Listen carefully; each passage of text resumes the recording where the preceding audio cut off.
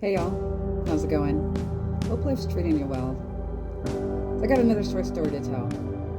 For those of you who've been following me, and to those that are new, I've had quite a few life experiences, and it's been a hell of a roller coaster. But I'm still here, and I'm definitely not giving up, especially after making it this far. Back to my short stories. Here's one for you. I'm gonna take you back to 2001. It's the year I was just wrapping up with high school. Graduated in June. I was hired on with a company in Alaska called Icicle Seafoods. I'm sure several of you have heard about it. And I was so stoked. I was on top of the world. This, I felt, was for me. It gave me a chance to finally get out on my own, and I was so looking forward to it. So the day before I was to leave, Mom ended up in a car accident. Mom was just a little dinged up, but the car was completely totaled. Somebody had T-boned her. Thankfully, again, she was okay. She had ended up going through therapy for several months, physical therapy, but it wasn't anything too serious. She was going to be okay. So again, it reminded me of being a teenager. I lost all hope. I was so disappointed. I wanted to go so bad, and I just felt like my opportunity was stripped away from me. And my dad explained to me, well, sis, maybe there's a reason why you shouldn't be going. Look at it that way.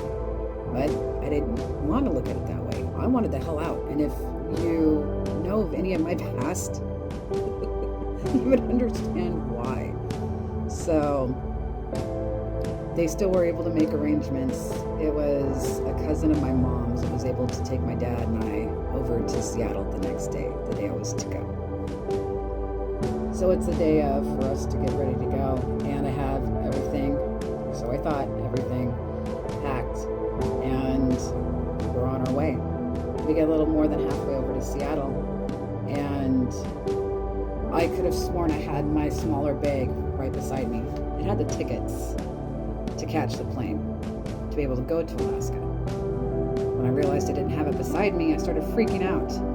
And so we had to pull over, and I was rummaging through my duffel bag, and this duffel bag had like 6 months of worth of clothes. I mean, it was a huge duffel bag. It took me a little bit to go through, and I could not find my small bag. So we had to go find a payphone because we didn't have cell phones back then. Made a call to my mom. I said, Mom, I can't find my small bag. It's like a purse type thing. Can you please go in my bedroom and check? So she does, and she comes back a short time later, and she goes, sis, it's on her door handle. I lost my shit.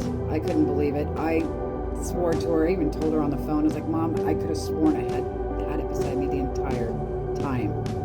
And it not being there.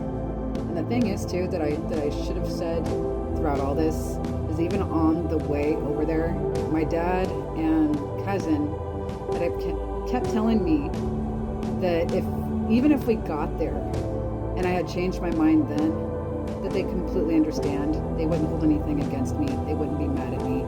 They'd have no problem taking me back home. It was something they had to do anyway. So we get back home. Mom greets me, gives me a hug. I give her a hug back.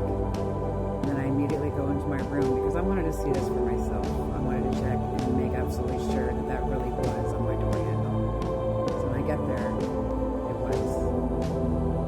Could not believe it. I was just so upset. Couldn't understand why I would do that. After being so certain it was literally right beside me. So I'm going to forward it to a couple weeks. After all that was said and done, unfortunately there were some fatalities on a fishing vessel that I was supposed to have been on. I had done some research, and there had been articles regarding this, but these articles had been stripped with some of the information in them. I don't know what that means. I have looked at other sources, same thing. So I'm not sure why information is being hidden when it never used to be. Looking back on everything now, I can definitely say that somebody was watching over me, and it's just something that I'll never, ever forget.